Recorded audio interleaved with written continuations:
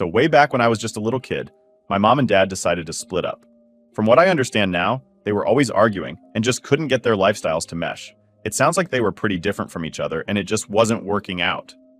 They both agreed it was for the best to go their separate ways rather than keep fighting and making everyone miserable. Instead of dragging everything through the courts and having a big messy battle, they figured things out on their own. My dad used to travel heaps for his job, so it made sense for me to stay with my mom. He agreed to pay child support to help out.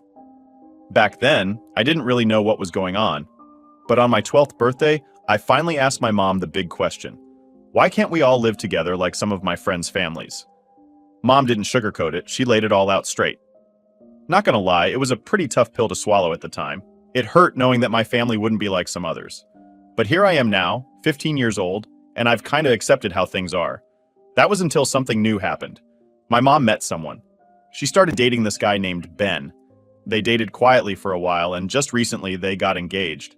I only met Ben a few months back, and when I found out they'd been together for a year already, it was a bit of a shock. Mom explained that she waited to introduce us because she wanted to be sure about their relationship first. Now they're planning to move in together, and she wanted me to have some time to get used to Ben. To be honest, Ben's not that bad. He can be really fun sometimes, and he seems to know where the line is. He's respectful about the fact that I'm not looking for a new dad, and he doesn't push it. He's cool about keeping things chill between us, which I appreciate. But then, there's his son Jake, who's about my age. We both started at the same high school this year because I transferred to a different school. Even though Jake and I knew each other from our parents, things at school are super awkward. We act like we don't even know each other. I tried breaking the ice a few times, but he wasn't having any of it. He just shut me down every single time. And it's not just with me. He's also pretty cold to my mom. I think he has a hard time seeing her with his dad, especially since his dad was a widow. Maybe he feels like my mom is trying to replace his own mom, who he obviously misses a lot. But whatever his reasons, he keeps his distance from both of us, and it's pretty clear he's not happy about the situation. Honestly, it gets under my skin, especially seeing how hard my mom tries to make him feel welcome. She's always going out of her way to include him and make things nice, but it just doesn't seem to matter to Jake. So yeah, I've started to really dislike the guy, especially when I see all the effort my mom puts in just to get a cold shoulder from him. So it was just another Sunday night and we were all sitting down for dinner, trying to do the usual family thing, you know? That's when Jake drops a bomb out of nowhere. He suddenly announces that he can't move into our house with his dad. Everyone was kind of surprised, so my mom, trying to be understanding, asked him why he didn't want to move in. I mean, our house is pretty big, definitely bigger than theirs, and it's also way closer to school, which you'd think would be a bonus, right? But Jake, he's in his final year of high school and super into his art. He tells us all about how he's dead serious about going to art school after he graduates. He's not just into digital art, he wants to do actual painting, the old school kind. So, he's been using the garage at his place as his personal art studio. There's enough space there because they only have one car and it parks in the driveway. The thing is, if he moves in with us, he wouldn't have any space like that to work on his art.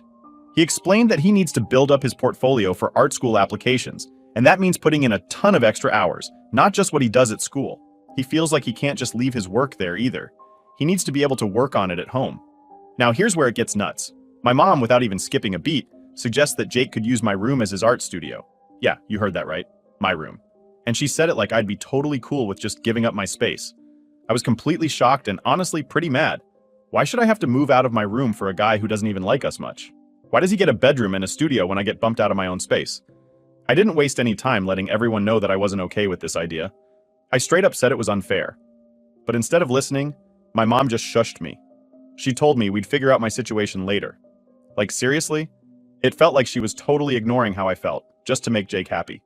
So the next morning, I came downstairs totally ready to stand my ground with my mom. I was all set to make it crystal clear that there was no way I was going to give up my room. But before I could even get into it, my mom started telling me how I needed to be more helpful and learn to compromise. She was all like, it's only for a few months. She kept going, explaining that Jake would be heading off to college in about 8 to 9 months, and then everything would go back to normal. Her big solution was for me to move into her private office. She even said she'd put a bed in there for me, and that I could think of the living room and the kitchen as extensions of my own room. I was just standing there, completely floored. How could my own mom think it's okay to have me sleep in her office?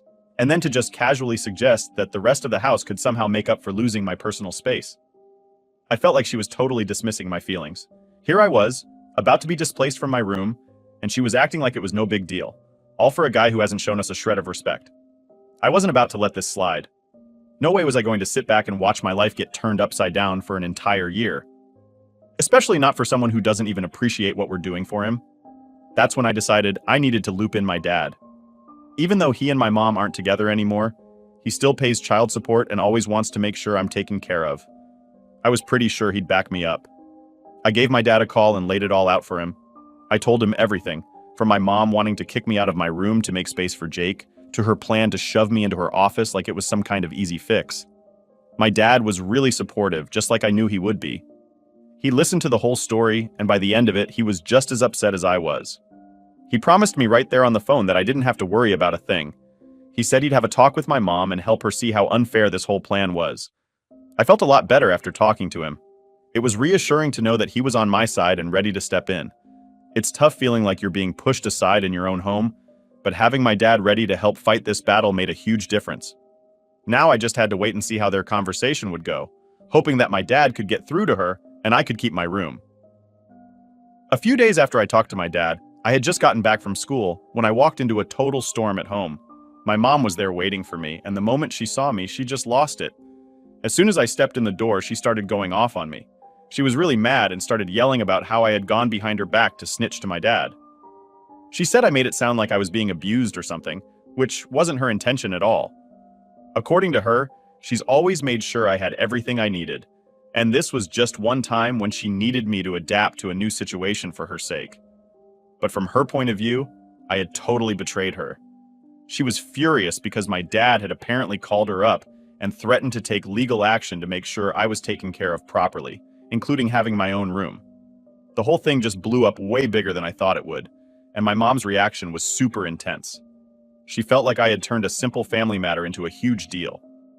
I was so freaked out by how angry she was and the way she was shouting that I didn't even say anything back. I just turned around, ran to my room, and started crying. It's been rough, and I've been holed up in my room ever since. I don't hate my mom. I mean, she's my mom. But what she said really hurt. It felt like she didn't see how much this was affecting me. It seems like she's trying really hard to make sure Jake, her stepson, feels welcome and liked, maybe even at the cost of how I feel. I feel like I'm being dragged into the middle of her trying to please everyone else. Now I'm sitting here, feeling all mixed up about what's right and what's wrong. I feel guilty for causing trouble, but also upset because I'm being asked to give up so much. It's a mess, and I'm just really confused and sad about the whole thing. I know my mom is trying to do what she thinks is best, but it feels like she's not really seeing how all of this is dumping on me.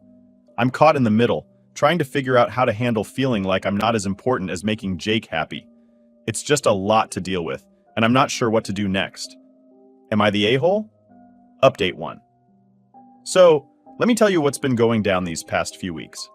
Last time we talked, I was kind of freaking out because my mom had decided that her stepson Jake could use my room as his art studio. Yeah, the room where I've lived practically my whole life suddenly wasn't mine anymore. After I told you guys about it, things got even tougher. My mom's words really hit me hard. She wanted me to just deal with it and help out by making space for Jake. I felt so down about not being able to make her happy, I just decided to go along with it. I thought maybe if I showed her I could handle it, things might get better. But honestly, it's been really rough. So here's the setup now. I've been moved out of my room and into my mom's office. That's where I keep my clothes now, like it's some kind of makeshift wardrobe. The kitchen table has become my new study spot, and I sleep on the sofa in the living room. It's not exactly the comfiest bed, and I miss having my own space big time. The whole house feels different, and not in a good way. I absolutely hate living like this. And to top it off, Jake, who totally acts like he owns the place, isn't making things any easier. He walks around like he's the king or something, and it just makes my blood boil. The other day, I bought myself some ice cream, just trying to find a little comfort, you know? And then Jake went and ate all of it. It might sound silly, but that was the last straw for me. Feeling super upset, I called my dad to vent. I just needed someone to talk to, someone who would understand.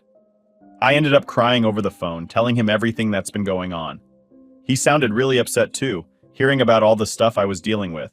He promised me right then that he was going to take care of everything. I wasn't sure what he meant by that, but I definitely didn't expect what happened next. The following day, out of nowhere, a CPS, Child Protective Services worker, showed up at our house. He started asking me a bunch of questions right there outside our home. My mom was really cautious and didn't let him inside since he didn't have a warrant or anything. But she did let him talk to me. After he left, my mom was fuming.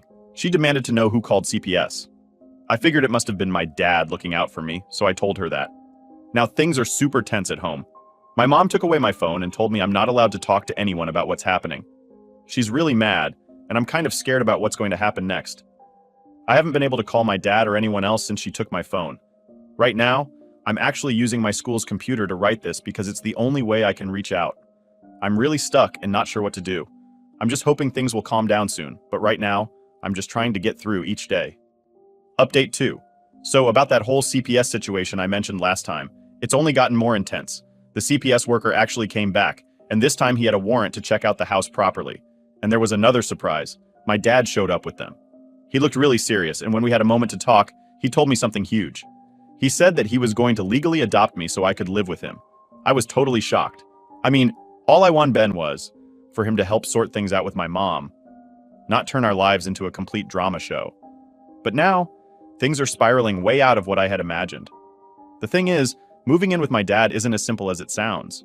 He still travels a lot for his job, which means I'd often be at his house by myself. And yeah, I'm old enough to stay alone for a few nights, but it's not just about that. His place is really far from my school, and I just kicked off my sophomore year. There's no way I could just switch schools in the middle of the year. That would mess things up even more. Switching schools would be a nightmare. Everyone's already formed their groups and cliques, and I'd be the new kid, which basically paints a giant target on your back for being left out or picked on. Plus, I might not even get into the classes I want. I could end up stuck with whatever subjects are left, the ones that nobody else wants to take. So, yeah, moving with my dad?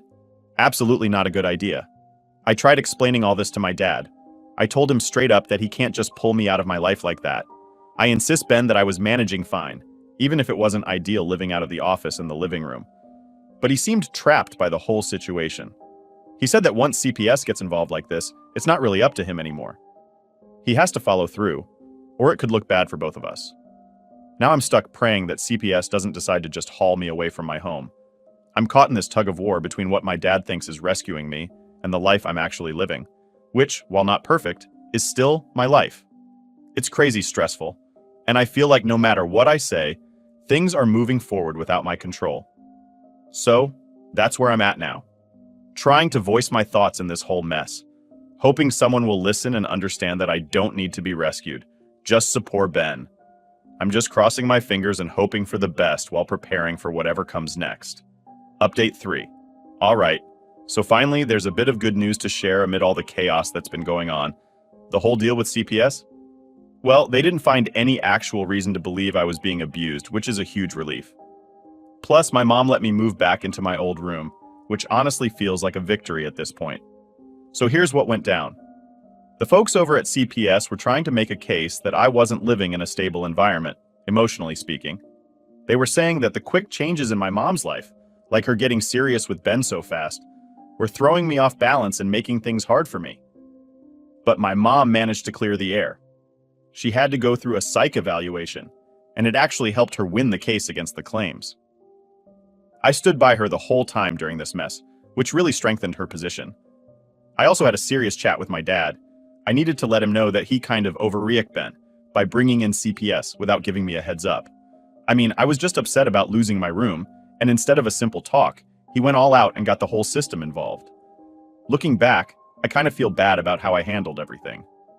I told him I felt like I act Ben like a crybaby, making a mountain out of a molehill, and that he shouldn't always take what I say at face value, especially when I'm super upset.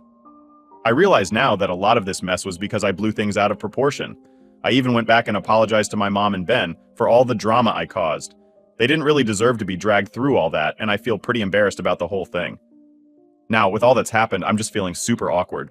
I kind of just want to disappear for a bit, like I could just bury myself in a dump and hide because of how embarrassed I am about everything. I know that's not really possible, but it's how I'm feeling. I guess now I'm just hoping to move past all this, lay low, and focus on getting things back to normal. Or as normal as they can be after all this drama. Update 4. It all started a couple of weeks ago. Jake, who's been pretty cool and distant since our parents got together, suddenly changed his tune. But not for the better. It's like he's flipped a switch and decided to make school a nightmare for me. At first it was just little jabs here and there, snide comments when he passed me in the hallway, eye rolls and snickers with his friends. Stuff that was annoying, sure, but I figured I could handle it. I just tried to keep my head down and ignore him. But then, it escalated and it got personal. He began targeting me with insults, calling me names, and not just any names, but ones that really got under my skin. He'd wait for me to walk past and then say something loud enough for others to hear, but just quiet enough to make it hard for me to respond without seeming like I was overreacting. It was clever, in a really annoying way. Next, he started spreading rumors about me. This one really caught me off guard. He told a few people that I had a crush on one of the popular guys in our grade, which of course spread like wildfire. By lunchtime, it seemed like everyone was whispering and laughing about it. It was mortifying. I couldn't even look at the guy without feeling my cheeks burn up, and he clearly heard the rumor too, because he kept giving me these weird looks. But Jake didn't stop there. He upped his game even more by encouraging other kids to join in on the bullying. It's like he was the ringleader, and suddenly there were a bunch of kids who thought it was funny to make my life miserable. They'd bump into me on purpose, knock my books out of my hands, and make stupid comments whenever teachers weren't around. It felt like I was living in some sort of bad dream where everyone had turned against me for no reason. Every day, I'd come home feeling lower and lower. I started dreading going to school, something I'd never felt before. I always liked learning, liked being around friends, and even enjoyed some of my classes a lot. But now, walking into school felt like walking into a trap. I reached my breaking point last Thursday. I came home, went straight to my room, and just cried. I couldn't hold it in anymore. The constant tension, the feeling of always needing to watch my back, it was just too much. After I'd calmed down a bit, I decided I needed to tell my mom. She needed to know how bad it was getting. So I went to her. I told her everything, from the names Jake was calling me to the rumors he was spreading and how other kids were treating me. I explained how it was making me feel, how school had become this awful place I hated going to. I hoped she'd understand, maybe even help me figure out what to do. But her response wasn't what I expected. She listened, sure, but she seemed to think it wasn't as serious as I felt it was. She told me, "We're just kids, and kids go through these things. We'll get through this together." It felt like she was brushing it off, like she didn't see how much it was affecting me. She suggested that maybe Jake was just going through a rough time because of the family changes, and that I should be patient with him. Patient? It was tough to digest that advice. How could I be patient when every day felt like a battle? It seemed so unfair. She was asking me to just put up with it, to suffer through it quietly. Feeling unsupported by my mom, I started thinking about other ways I could handle the situation. I considered talking to a teacher or a counselor at school. Maybe they could do something about it. Maybe they'd listen and take it seriously. But then I worried about making things worse. What if it backfired? What if Jake found out I snitched and decided to retaliate? That thought scared me enough to keep me silent a little longer. The next day at school, I tried to keep to myself, hoping it would die down, but it didn't. During lunch, Jake made a show of tripping me in front of everyone. I fell, my food went everywhere, and the laughter that followed was deafening. I was humiliated, hurt, and I felt utterly alone. As I picked myself up, I realized that maybe this wouldn't just go away, that maybe I had to do something more drastic than just hoping for the best. I spent that whole weekend thinking about my options. I could keep trying to avoid Jake, keep trying to stay under the radar, but who was I kidding? That wasn't working. I could talk to a teacher, but then the risks of escalation loomed large. Or I could try talking to Jake directly, try to figure out why he was doing this, but the thought of confronting him was daunting. By Monday, I hadn't made a decision. I was stuck, torn between fear and the desperate hope that maybe it would just stop on its own. But deep down, I knew I couldn't live like this much longer. I had to find a way out, had to find a way to stand up for myself. It was either that or let this situation crush me. And here I am now, still stuck in this mess, still trying to figure out the best course of action. The weight of the decision is heavy, and the fear of making things worse is paralyzing. But I know I can't just sit back and let this continue. I have to do something. I just wish I knew what the right something was. Update 5. I reached a breaking point with Jake's relentless bullying, which seemed to escalate no matter how much I tried to avoid or ignore him. After dealing with the emotional turmoil for so long and seeing no viable solution for my previous attempts at handling it, especially given my mom's somewhat dismissive response, I felt utterly cornered. That's when I decided it was time to bring my dad into the equation, hoping that maybe he could make a difference. I remember picking up my phone, my hands literally shaking as I dialed my dad's number. I wasn't just nervous about telling him. I was anxious about admitting how powerless I felt. When he answered, I spilled everything. I told him about the names Jake called me, the rumors he spread, and how other students had started treating me differently because of Jake's influence. Dad listened quietly at first, absorbing the gravity of what I was sharing. His silence was a sharp contrast to the chaos I was describing, and it gave me a slight sense of calm just knowing he was there, hearing me out. His response was immediate and firm. He was upset, angrier than I'd heard him in a long time, not at me, but at the situation.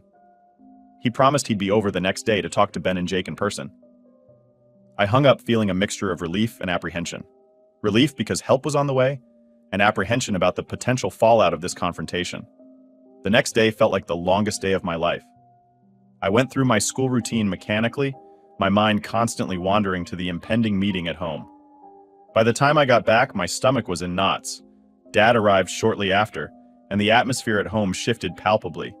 Mom seemed tense, uncertain about Dad's involvement, while I was just bracing myself for whatever was about to unfold. Dad didn't beat around the bush. Once everyone was gathered, he laid out what I had told him, not just as accusations, but as factual occurrences that needed addressing. Jake tried to brush off the accusations initially, chuckling nervously and looking to Ben for support. But my dad wasn't having any of it. He demanded honesty and accountability. I watched, a mix of awe and fear churning inside me as I stood there by his side, bolstered by his presence but scared of the potential backlash. When confronted directly and unable to find an ally in his dad, Jake's demeanor slowly changed. He dropped the act and admitted to some of the things he had done. He didn't apologize, but the acknowledgement was there, which felt like a small victory in itself. Ben, who had been quiet, finally spoke up. He assured my dad that he would handle the situation and make sure it wouldn't continue. He seemed sincere, but there was a part of me that doubted whether words would translate into action. After they left, Mom confronted me. She was visibly upset, not just about the bullying, but about me bringing Dad into what she considered a family issue that we could handle internally. She felt like I had undermined her by escalating the situation. I tried to explain my perspective, that I felt unsupported and desperate, but it didn't seem to fully resonate with her. The conversation ended with a heavy silence, leaving a rift between us that pained me deeply. Despite the awkwardness at home, the next few days at school showed a noticeable change. Jake kept his distance. The rumors stopped circulating, and the overt bullying ceased. It was as if Dad's intervention had pressed a reset button on Jake's behavior, or at least put him on pause. Classmates who had joined in on the teasing seemed confused by the sudden shift, and gradually stopped their taunts. This newfound peace was both surreal and soothing. I could walk through the halls without tensing up, anticipating the next insult or prank. I found myself able to focus more in class, and even began to rekindle some friendships that had cooled during the peak of the bullying. Reflecting on these events, I realized the immense impact of having someone advocate for me. Dad's intervention was not just about stopping the bullying, it was a demonstration of support that I desperately needed. It taught me the importance of standing up for oneself, but also the critical role of having allies who will stand up with you. Despite the improvement, there's still a part of me that remains on guard, wary that the current calm might be temporary. I'm slowly rebuilding my confidence, trying to regain a sense of normalcy after months of stress. I'm also working on mending the strained relationship with my mom. It's not easy, as emotions have been high and both of our actions have created misunderstandings that need careful navigating. As I continue to navigate these complex family dynamics, I hold on to the hope that this resolution marks a turning point, not just in my relationship with Jake, but also within our blended family structure. The road ahead might still have its bumps, but with my dad's support and a newfound resilience within myself, I feel better equipped to face whatever comes next. It's been a wild ride, and while I'm wary of what the future might hold, I'm also cautiously optimistic. Here's to hoping for more peaceful days and a smoother journey ahead, where I can focus on being a student and a teenager, rather than constantly defending myself against unwarranted attacks. Thanks for sticking with me through this, and here's to stronger, more positive updates in the future. Last update. Firstly, let's talk about the immediate aftermath of my dad's intervention. The bullying ceased almost overnight. Jake stopped all forms of harassment, and the rumors that once echoed through the school hallways vanished. This sudden peace was surreal. After months of dread and anxiety, walking through school felt unusually serene. The absence of whispers, laughs, and pointed fingers was a relief that I soaked in every day. It was as if I had been holding my breath for months, and I could finally breathe again. However, the cessation of bullying didn't immediately dissolve the tension between Jake and me or the awkwardness at home. There was an unspoken truce between us, a mutual agreement to exist in the same spaces without conflict, but it was fragile. At school, Jake and I navigated our interactions with careful indifference, acknowledging each other's presence only when absolutely necessary, and keeping our communications minimal and neutral. At home, the dynamics were slowly shifting. My mom, initially upset about involving my dad, began to see the positive changes in my demeanor. As weeks turned into months, she initiated a conversation that I had been silently hoping for. One evening, she sat me down and expressed her regret for not having taken more decisive action when I first confided in her about the bullying. She admitted that seeing the transformation in me post-intervention made her realize the depth of my distress and the importance of her role in safeguarding my well-being. This conversation was a balm to the lingering wounds between us.